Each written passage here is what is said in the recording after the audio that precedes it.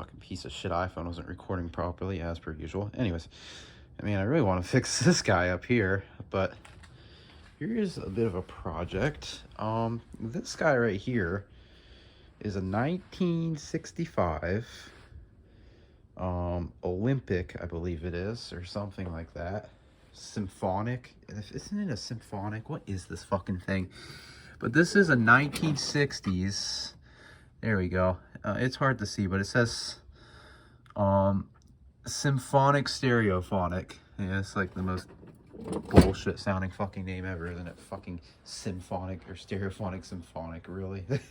But here's the original speakers. Basically all this guy had, you had this guy, that's the tube amp for it, and dude, that thing is, I have tried and tried and tried. It's got, like, you see capacitors where I was trying to put capacitors. This thing just, it's like it's not getting the heater voltage for the tubes or something, and it's just a bunch of diagnosis. I'd like to tackle it later, but I'm looking around at the inside of this, and what I was thinking is, here's the original speaker setup, first of all, for this unit. You just have two single 8-inch, these are 8-inch. If you go here to here, all the way from here to here, they're exactly 8-inch. They're like true 8-inch speakers. But, well, actually, they might be technically 7s, because 8-inch frame, 7-inch whatever. But, yeah, the soft part's 7 inches, but the frame itself is 8.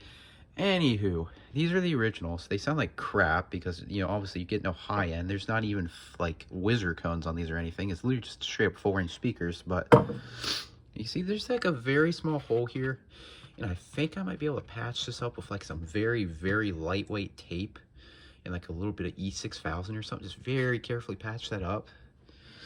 But if you look, I'm going to do this with the one that's already fucked up in case I try to mess these up. There we go. These are 8 ohm speakers. There's where I labeled the positive side on it because I was testing it with a 9-volt battery. They are permanent magnets. If you take like something metallic here, you can see like they look funky, like it's got these little things here, but these are permanent magnet speakers.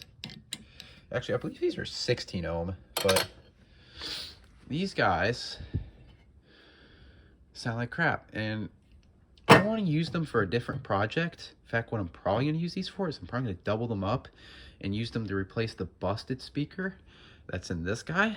But what I want to do is I want to take like a 1980s or something like receiver and put it in here, and then put a record player in here somewhere, and like put a Bluetooth module in, like do it up, put like a whole kind of like proper little audio system, just build it all into this with like actual better quality components. Because I'm gonna be honest, dude, this is cheap crap.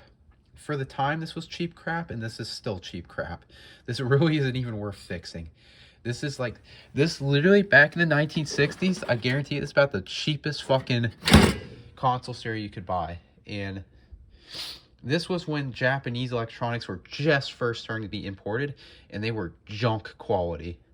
And this thing is a good example. Like, it is just crap, but it's built to the cheapest standards. But the issue with it is that it's really just not worth fixing, because it was cheap then, it's cheap now. It's just, even when I fix this up, it's gonna sound like dog shit. So it's like, I don't really see the point. But what I would like to do, and this thing is fucking seized solid. I have tried. You can see the burn marks. I was getting this real hot.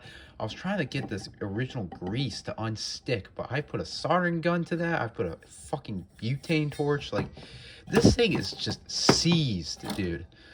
I'm about to fucking blast it with some PB blaster and see if that does anything, but it's just messed up. What I want to do is I want to take this record player right here.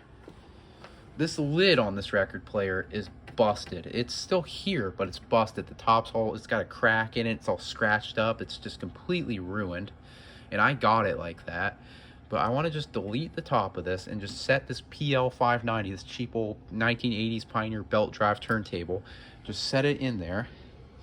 And then I want to take one of these, get one of any of these, just one of these working, you know, one of these that works, and one of these that has like an auxiliary input. You know, we could use this one, we could use this one, we could use this one. Actually, we can't use this one. This one's got a fried amp. Why the fuck? This Onkyo has this Onkyo doesn't work. This Onkyo's got a fried amp. This Onkyo's got a fried amp. Kind of a recurring trend with Onkyos for some reason. But this Kenwood works. That's a tuner.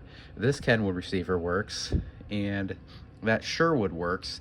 And I feel like the Sherwood would almost be like a really good fit for this project because, for one, it kind of matches the look of this.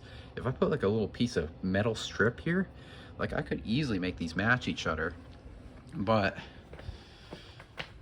the reason I say that that might work really well is because that has the power switch on that receiver. It's built into the volume knob and it's stuck on. It is permanently, like, it's snapped inside. It's just stuck on. I think maybe even maybe somebody took it apart and soldered it or something, but it's just stuck on all the time. So all you just have is volume control, and you just always have power.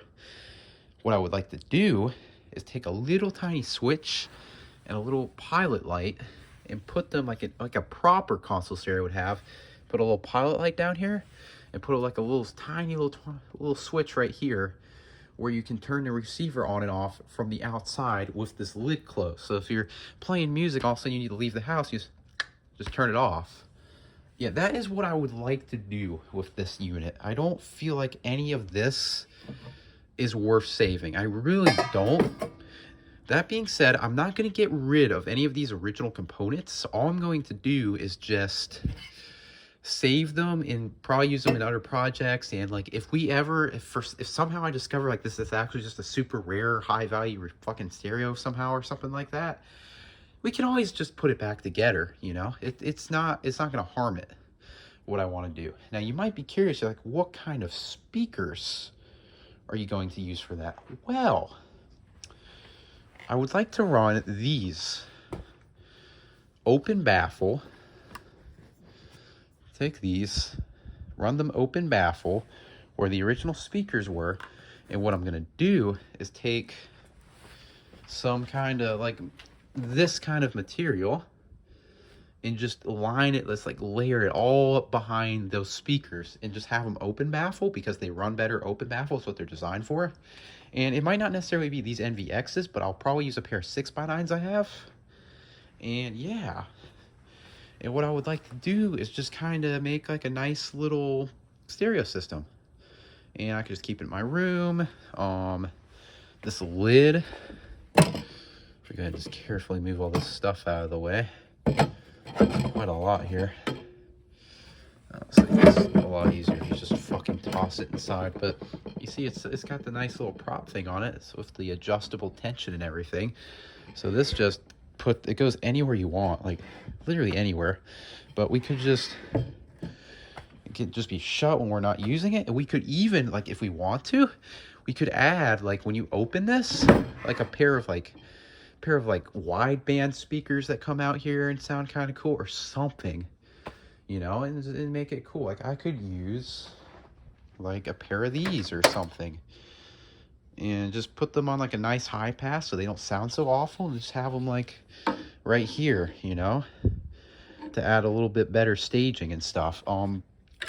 Yeah, I don't know, dude. I have a lot of ideas to kind of put into this, but I'd like to make it like a nice competent little stereo instead of just fucking sitting here in my hoard and taking up space. And I mean, it has been very much on the table of just basically taking my foot, kicking this thing into pieces, and then taking out to the scrap yard or the dump, pretty, you know, throwing it out in the back of the truck, taking it out for scrap, taking it to the dump. Yeah. But I luckily I have saved it, so I would love to see it working again. And I mean, we do have another record player mechanism I could use that's a lot more period correct for that cabinet. Let me just get it here so I can show y'all. I wish I could edit these videos a little better on my phone. This phone really doesn't give you much options, and I don't know of any kind of freeware software they use, fortunately. But let me just get this out of the way.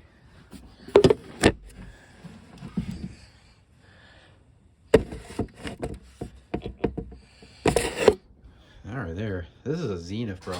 You see this shape right here? That's a tweeter. That's a tweeter, and that's an 8-inch woofer.